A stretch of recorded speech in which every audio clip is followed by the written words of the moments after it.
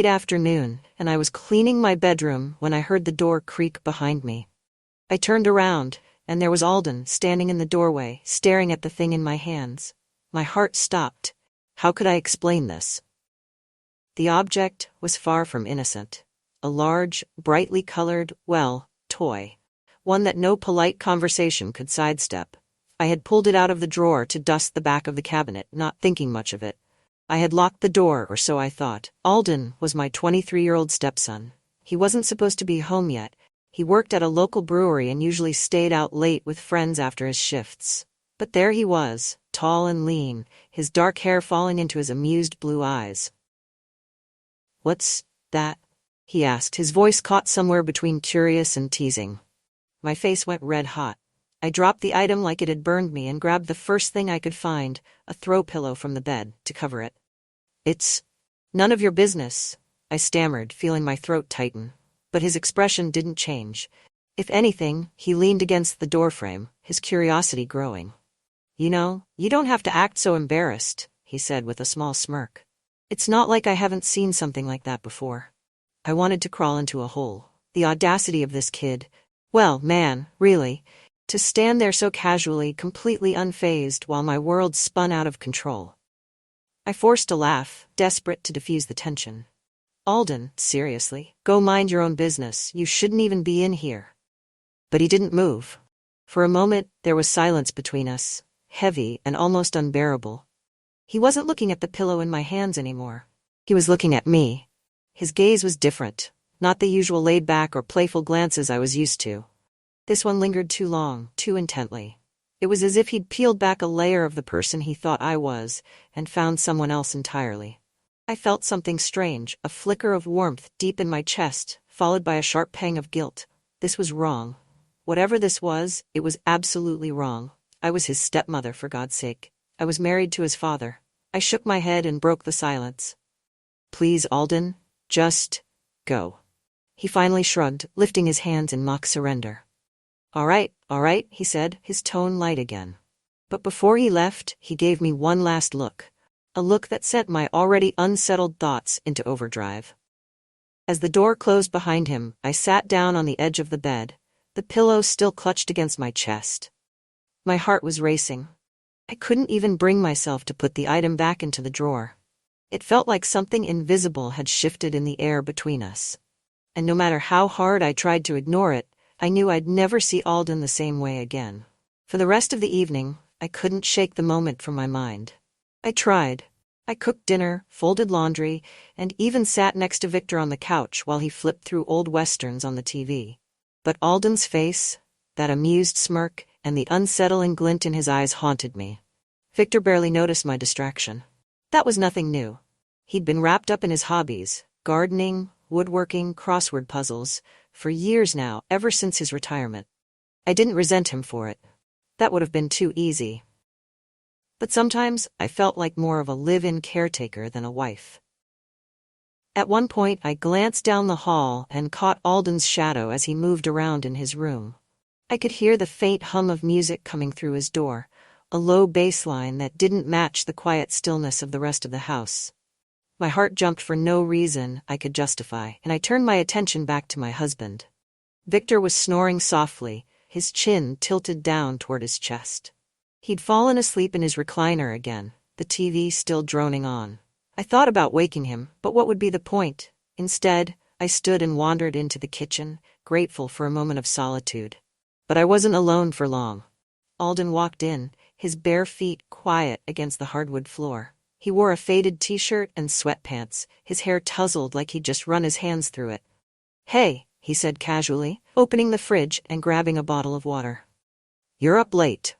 "I could say the same about you," I replied, keeping my tone light.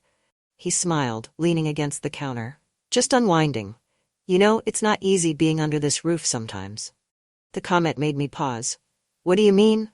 He shrugged, but there was a hint of something serious in his expression. "It's nothing. Just living here again, I guess. I feel like I don't fit anymore." I softened at that. Despite everything, I couldn't help but feel a twinge of maternal concern. "It's just temporary, Alden. You'll figure things out. You're smart and capable. You'll land on your feet." "Thanks, Melina," he said, his voice quieter now. I appreciate that. For a moment we stood in silence. The kitchen felt smaller somehow, the space between us shrinking even though neither of us moved. His eyes lingered on mine, and I felt that same flicker of warmth in my chest again. I cleared my throat and busied myself wiping the counter, desperate to break whatever spell was threatening to take hold. But Alden wasn't finished. About earlier, he started, his tone turning playful again. You don't have to be embarrassed, you know. I mean, we're all human, right? My hand froze mid-wipe, and I turned to him, trying to keep my composure. Alden, let's not talk about that, all right? It was an accident, and it's not worth bringing up again. Okay, he said, raising his hands in surrender, but there was a teasing edge in his smile that made my stomach flip. He walked past me then, close enough that I caught a faint whiff of his cologne. I didn't turn around, but I could feel his presence behind me for a moment before he finally left the kitchen. That night, as I lay in bed next to Victor, my mind raced. What was happening to me? To us? To this house? I'd always been able to maintain clear boundaries, lines that weren't meant to be crossed. But Alden had a way of bending those lines, even when he wasn't trying to. And the worst part was, I wasn't sure I wanted him to stop. The next morning, I tried to act normal. I prepared breakfast like I always did. Eggs, toast, and coffee for Victor, a smoothie for myself. Alden was the last to come into the kitchen, as usual, his hair still damp from a shower. He greeted Victor with a casual morning, and me with a warm smile that made my pulse quicken. The three of us sat at the table, the clinking of silverware and occasional snippets of conversation filling the air. But underneath it all, I could feel the tension. Every time Alden's hand brushed mine as we passed the salt or refilled coffee, it felt deliberate. I caught him watching me more than once, his gaze steady and unreadable. Victor, of course, noticed none of this. After breakfast, Alden offered to help me clean up. Normally, he would have disappeared into his room or out with friends, so his offer caught me off guard. You don't have to, I said, stacking plates in the sink. I want to, he replied, already grabbing a dish rag. We worked in silence for a while, but the air between us felt charged. At one point, I reached for a glass at the same time he did, and our hands collided. Neither of us pulled away immediately. You're different, he said quietly, his voice just above a whisper. What do you mean? I asked, my throat suddenly dry. He hesitated, his eyes searching mine. I don't know. You don't act like other women your age. I laughed nervously, stepping back to create some distance. Well, that's flattering, I suppose. It's not just that, he continued, his tone serious now. You're real. You actually listen. You see people. The sincerity in his voice took me off guard. I didn't know what to say, so I turned back to the dishes. But as I scrubbed, I felt his presence close behind me. My heart was racing again, and I hated how much I wanted him to stay there. Before I could gather my thoughts, Victor's voice called from the living room. Melina? Where's my crossword book? The moment shattered, and Alden stepped back, giving me a small, knowing smile. I'll let you get back to him, he said, his voice light again. As he walked away, I felt a mix of relief and longing. I knew I was playing with fire, but some part of me couldn't help but reach for the heat. That afternoon, I busied myself with errands, anything to keep my mind occupied. But when I returned home, I found Alden sitting on the porch steps, staring out at the yard. He looked lost in thought, a far cry from the confident young man I was used to seeing. Hey, I said softly as I approached. He looked up, his face breaking into a small smile. Hey. Everything all right? He hesitated before answering. Yeah, just thinking. About what? About life, I guess. Where I'm headed. Where I should be headed. I sat down beside him, keeping a safe distance but close enough that I could feel the warmth of his presence. You're young, Alden. You don't have to have it all figured out yet. Maybe, he said, his gaze still fixed on the yard. Then, after a pause, he added, You ever feel like you're meant for something different? Like you're trapped in the wrong story? His words hit closer to home than I cared to admit. I wanted to comfort him, to tell him everything would be okay, but the truth was, I didn't believe that myself. Instead, I placed a hand on his shoulder and squeezed gently. You're not trapped, I said, hoping he wouldn't notice the tremor in my voice. For a moment he covered my hand with his, and the gesture felt impossibly intimate. I pulled away quickly, but the damage was done. Another line crossed, another boundary blurred, and I wasn't sure I had the strength to stop it anymore. That evening, the sky turned dark with an oncoming storm. The air hung heavy, as though the world itself was waiting for something to happen. Victor had gone to bed early, as he often did, complaining about an aching shoulder. I had settled into the living room, a book in hand, but I couldn't focus. The storm outside mirrored the one building within me, something restless, unpredictable, and dangerous. Alden was in the kitchen, the sound of the fridge opening and closing, carrying through the quiet house. I could hear the faint clink of glass as he poured himself a drink. Moments later, he appeared in the doorway of the living room, holding 2 glasses. "Whiskey?" he asked, raising an eyebrow. I blinked, caught off guard. "I don't usually drink this late." "Well, maybe tonight's an exception," he said with a grin, handing me a glass without waiting for an answer. I hesitated, but took it, the cool glass pressing against my palm. Alden sank into the armchair across from me, stretching his legs out casually. The lamp beside me cast a warm glow across his face, highlighting the sharp angles of his jaw and the faint shadow of stubble on his chin. "What are you reading?" he asked, nodding toward the book in my lap. "Just something light," I replied, holding it up briefly. "Nothing exciting," he smirked. "I find that hard to believe." I laughed softly, taking a sip of the whiskey. It burned, but it was a welcome distraction from the tension that had been building all day. For a while, we sat in comfortable silence, the storm outside growing louder. But then he spoke again, his voice low. "Can I ask you something?" I glanced at him warily. "Depends on what it is." He swirled the liquid in his glass, his eyes fixed on it as though he were gathering his thoughts. "Do you ever feel stuck?" His question startled me. It was eerily similar to the one he'd asked earlier on the porch, but now there was a different weight to it. "Sometimes," I admitted, my voice quieter than I intended. He looked up then, his eyes meeting mine. "You don't seem like someone who should be stuck. You're too alive for that." I felt my cheeks flush, and I looked away, setting my glass down on the coffee table. "Alden, you shouldn't say things like that." "Why not? It's true." His words hung in the air, thick with unspoken meaning. I stood abruptly, needing to put space between us. "I think it's time we called it a night," I said, avoiding his gaze. But before I could leave the room, the power went out. The sudden darkness was disorienting, and I froze mid-step. "Oh," I muttered, my voice shaky. "It's just the storm," Alden said, his tone calm. I heard him stand, the soft shuffle of his feet on the carpet. "Hold on, I'll find a flashlight." I heard him move closer, the faint rustle of fabric as he passed me. Then his hand brushed against mine in the dark, and I sucked in a sharp breath. "Sorry," he murmured, but he didn't pull away. His hand lingered, warm against mine, and the air between us seemed to shift. I didn't move. I couldn't. My heart was pounding so loudly I was certain he could hear it. "Melina," he said softly, his voice barely more than a whisper. I turned toward him, even though I couldn't see him in the dark. But I could feel him, his presence, his warmth, his steady breathing. And then his hand slid up to my wrist, holding it gently. "This is a bad idea," I said, my voice trembling. "I know," he replied, but he didn't let go.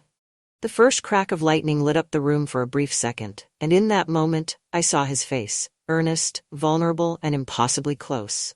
And then he kissed me. The kiss was soft at first, tentative, as though he was waiting for me to push him away. But I didn't.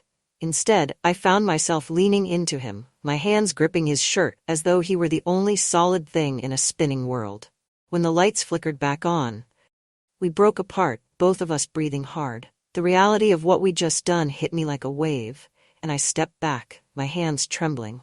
"This can't happen," I said, shaking my head. Alden didn't argue. He just stood there, his expression unreadable. "I know," he said again, his voice steady, but the damage was done. The next few days were a blur of stolen glances and unspoken words. I avoided Alden as much as I could, throwing myself into chores and errands, anything to keep my mind occupied. But no matter how hard I tried, I couldn't forget the feel of his lips on mine, or the way his hand had lingered on my wrist. One evening, as I was folding laundry in the guest room, Alden appeared in the doorway. "We need to talk," he said, his voice firm. I didn't look up. "There's nothing to talk about." "Yes, there is." He stepped into the room, closing the door behind him. I sighed, setting the laundry down and finally meeting his gaze. Alden, whatever this is, it has to stop. It's wrong. Is it? He asked, his tone challenging. Because it doesn't feel wrong to me. His words sent a shiver down my spine, but I forced myself to stay calm. You don't understand. If Victor ever found out— He won't, Alden interrupted. And even if he did, do you really think he'd care? He barely notices you anymore. His words stung, partly because they were true, but that didn't make them right. This isn't about him, I said, my voice rising. It's about us, about the fact that whatever this is, it can't happen. It's not just wrong, it's impossible. Alden took a step closer, his eyes locked on mine. Why? Because you're afraid of what people might think? Because you're afraid of what you might think? I opened my mouth to respond, but no words came out. Melina, he continued, his voice softer now. I'm not trying to make this harder for you. But I can't pretend I don't feel something for you, and I don't think you can either. I felt tears pricking at the corners of my eyes, and I looked away. You don't understand, I whispered. Then explain it to me, he said, his tone pleading. But I couldn't. I couldn't explain the war raging inside me, the guilt, the fear, the longing. So instead I shook my head and pushed past him, leaving the room without another word. That night, I couldn't sleep. I lay in bed staring at the ceiling, listening to the soft hum of Victor's breathing beside me. My mind was a whirlwind of thoughts and emotions, none of which I could untangle. At some point, I got up and went to the kitchen, hoping a glass of water would help calm my nerves. But as I stepped into the hallway, I froze. Alden's door was open, and he was standing there, leaning against the doorframe as though he'd been waiting for me. Can't sleep? He asked, his voice low. I shook my head, unable to find my voice. For a long moment, we just stared at each other, the silence between us heavy and charged. And then, without thinking, I turned and walked back to my room, closing the door behind me. But even as I lay back down, I knew this wasn't over. Whatever this was, this impossible, dangerous thing between us, it wasn't going away. And I wasn't sure I wanted it to. The next time it happened, there wasn't a storm to blame, nor a flickering light to hide behind. This time, it was deliberate. It started in the laundry room of all places. I was pulling warm towels from the dryer, the mundane rhythm of folding them, offering some kind of escape. The house was quiet. Victor had gone to a friend's house to watch a game, and I thought I had the place to myself. Then I heard the soft creak of the floorboards behind me. You're always working, Alden said. His voice light, but laced with something I couldn't quite place. I didn't turn around. Someone has to, I replied, trying to keep my tone neutral. He chuckled softly. Fair enough, but don't you ever get tired of it? Tired of what? Taking care of everything, taking care of everyone. When's the last time someone took care of you? His words cut through me like a knife. I turned then, clutching a folded towel against my chest like a shield. Alden, I don't think this is a conversation we should be having. Why not? He asked, leaning casually against the doorframe. He looked so at ease, so unbothered, but his eyes told a different story. They were sharp, searching, and impossibly focused on me. Because, I said, my voice faltering. It's not appropriate. Appropriate, he repeated as though testing the word. That's not the same as honest, though, is it? I wanted to argue, to shut him down before he could say anything else that would make this worse. But before I could, he stepped closer, closing the distance between us. You don't have to pretend with me, Melina, he said softly. I see you. I see the way you carry this house, the way you keep everything together while everyone else just takes. Don't you think you deserve something for yourself? My throat tightened, and I shook my head, stepping back until I felt the edge of the counter against my hips. Alden, whatever this is, it has to stop. He reached out then, his hand brushing against mine. It was such a small, simple gesture, but it felt like the ground beneath me was shifting. Tell me you don't feel it too, he said, his voice barely more than a whisper. I opened my mouth to respond, but no words came out. Because I couldn't tell him that. I couldn't lie to him, or to myself. And then, just like that night in the living room, he kissed me. But this time, I didn't stop him. The days that followed were a blur of stolen moments and whispered secrets. We were careful, or at least we thought we were. Alden was good at finding excuses to linger in the same room as me, offering to help with dinner, fixing a broken cabinet door, even volunteering to run errands with me.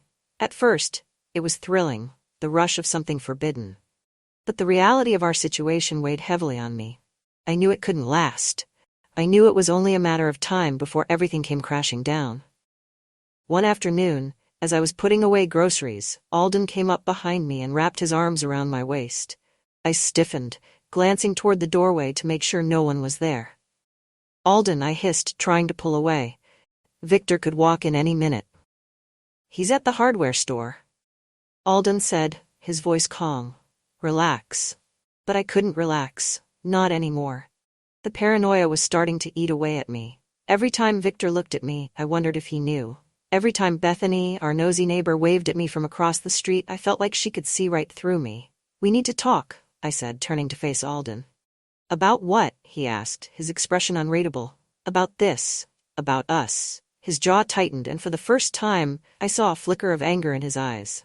"What about us?" "This has to stop," I said, forcing the words out. "It's too risky. It's not fair to Victor." "Fair to Victor?" he repeated, his voice rising. "What about fair to you? Do you even hear yourself? You're so busy worrying about him that you don't even think about what you want." "What I want doesn't matter," I snapped. "It's not about me." "That's bullshit," Alden shot back. "You deserve to be happy, Melina. You deserve to be with someone who actually sees you." The words hung in the air, heavy and unrelenting. I wanted to argue, to tell him he was wrong. But I couldn't, because deep down I knew he was right. The breaking point came a few weeks later. Victor had invited Bethany and her husband over for dinner, and I was doing my best to play the role of the perfect hostess. But Bethany's sharp eyes seemed to be on me all night, and I couldn't shake the feeling that she knew something. After dinner, as I was cleaning up in the kitchen, Bethany cornered me. "You've been awfully distracted lately," she said, her tone casual but her eyes probing. "Just busy," I replied, forcing a smile. "You know how it is." She leaned in slightly, lowering her voice. "Does Victor know?" I froze, my heart pounding in my chest. "Know what?" She shrugged, her expression unreadable. "Whatever's going on with you and Alden." I felt like the ground had been ripped out from under me. "I don't know what you're talking about," I said, my voice shaking. Bethany smiled, but it didn't reach her eyes. "Just be careful, Melina. Secrets have a way of coming out." That night, as I lay in bed, I couldn't stop replaying Bethany's words in my mind. I felt trapped, caught between two worlds that couldn't coexist. The next morning, Alden found me in the garden, pulling weeds with more force than necessary. "You're avoiding me," he said, his voice steady but tinged with frustration. "I'm trying to protect us," I replied, not looking up. "Protect us from what?" he asked, stepping closer. "From this blowing up in our faces," I said, standing and wiping my hands on my jeans. "Bethany knows, Alden. She knows." He frowned, his expression darkening. "How could she know?" "I don't know, but she does," I said, my voice rising. "And if she tells Victor?" "She won't," he said firmly. "You don't know that," I snapped. "You don't understand how dangerous this is."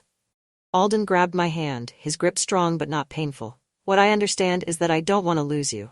The raw emotion in his voice caught me off guard, and for a moment, I didn't know what to say. "You won't," I said finally, my voice barely more than a whisper. "But we have to be careful. For both our sakes." The days that followed were tense. Bethany didn't say anything to Victor, at least not that I knew of. But the weight of her suspicion hung over me like a cloud. Alden tried to reassure me, but even he seemed more on edge than usual. Then, one evening, Victor came home earlier than expected. I was in the laundry room with Alden, the two of us standing closer than we should have been. When we heard the front door open, we sprang apart like guilty teenagers. Victor called my name, his voice carrying through the house. "In here," I replied, my voice steady despite the panic rising in my chest. Victor appeared in the doorway, his eyes sweeping over the room. For a moment I thought he was going to say something, but then he just nodded. "Dinner ready?" "Almost," I said quickly. He left without another word, but the look he gave me lingered long after he was gone. That night, I couldn't sleep. I kept replaying the moment in the laundry room, the way Victor's eyes had lingered on me just a second too long. I felt like I was standing on the edge of a cliff, and it was only a matter of time before everything came crashing down. And yet, despite everything, I couldn't bring myself to end it. Whatever this was between Alden and me, it felt too big, too consuming, to simply walk away from. But deep down I knew the storm wasn't over. It was just beginning. It started with Victor coming home unexpectedly early, but this time, it wasn't just the timing that caught me off guard. His face was tight, his expression unreadable, as he stepped into the house and set his briefcase down with a deliberate thud. "Alden," Victor called, his voice sharp enough to make my stomach drop. Alden appeared in the hallway moments later, his casual demeanor contrasting Victor's obvious tension. "What's up?" he asked, leaning against the wall, hands in his pockets. Victor's eyes narrowed. "We need to talk. Now." The tone in his voice left no room for argument. Alden glanced at me briefly, concern flickering in his eyes, before following Victor into the living room. I stood frozen in the kitchen, my heart pounding. I couldn't hear their words at first, just the low rumble of Victor's voice and the occasional quieter responses from Alden. But as their conversation escalated, the words became clearer. "I know what's been going on," Victor said, his voice like ice. "What are you talking about?" Alden replied, his tone calm but guarded. "Don't play dumb with me," Victor snapped. "I've seen the way you look at her, the way she looks at you. Do you think I'm blind?" My blood ran cold. He knew, or at least he suspected enough to confront Alden. "Victor, you're imagining things," Alden said, his voice steadier than I thought possible. "There's nothing going on." "Don't lie to me," Victor roared, and the sound of something, a glass maybe, shattering followed. I couldn't stay hidden any longer. I stepped into the doorway, my hands trembling. "Victor, stop." Both men turned to me, their expressions polar opposites. Victor's was a mix of anger and betrayal, while Alden's held something closer to defiance. "Melina," Victor said, his voice quieter now but no less dangerous. "Tell me the truth. Is there something going on between you two?" I opened my mouth, but the words wouldn't come. My silence was answer enough. Victor laughed bitterly, running a hand through his thinning hair. "I knew it," he said, his voice cracking. I didn't want to believe it, but I knew. "Victor, please," I began, stepping closer. "Don't," he snapped, holding up a hand. "Don't try to explain it. There's nothing you can say that will make this okay." The room fell into a tense silence, broken only by the sound of the clock ticking on the wall. Finally, Victor turned to Alden, his eyes blazing. "You're out," he said coldly. "Pack your things and leave, tonight." Alden stood his ground, his jaw tightening. "I'm not going anywhere." "Yes, you are," Victor shot back. "You're not going to stay under my roof and disrespect me like this." "I think you should calm down," Alden said, his tone low but firm. That only made Victor angrier. He stepped closer to Alden, his fists clenched at his sides. "Don't tell me to calm down, you little—" "Stop it," I shouted, stepping between them. "Both of you, just stop." Victor turned to me, his eyes filled with hurt. "How could you, Melina?" he asked, his voice breaking. "After everything I've done for you?" "I didn't mean for this to happen," I said, tears streaming down my face. "I never wanted to hurt you." "Well, you did," he said bitterly. "And now I have to deal with the fact that my own wife and my son—" He broke off, shaking his head. "I can't even say it." Alden reached for my hand, but I pulled away. I couldn't handle his touch. Not now, not with Victor watching. "I think it's best if I leave," I said quietly. Victor stared at me, his face hardening. "You're not going anywhere," he said firmly. "This is my house. If anyone's leaving, it's him." "Victor," I began, but he cut me off. "No, I don't want to hear it," he said, his voice trembling with barely contained rage. "You've made your choice, Melina, and now you're going to live with the consequences." Alden left that night. He packed a bag without a word, his movements tense and mechanical. I followed him to the driveway, my heart breaking with every step. "I'm sorry," I whispered, tears streaming down my face. He turned to me, his expression softer than I expected. "This isn't over," he said, his voice steady. "You know that, right?" I nodded, but I didn't say anything. Because as much as I wanted to believe him, I wasn't sure if it was true. As his car disappeared down the street, I felt an ache deep in my chest, a mix of guilt, loss, and something I couldn't quite name. The days that followed were unbearable. Victor barely spoke to me, his silence more punishing than any words could have been. I threw myself into household tasks, desperate to keep busy, but nothing could distract me from the emptiness I felt. And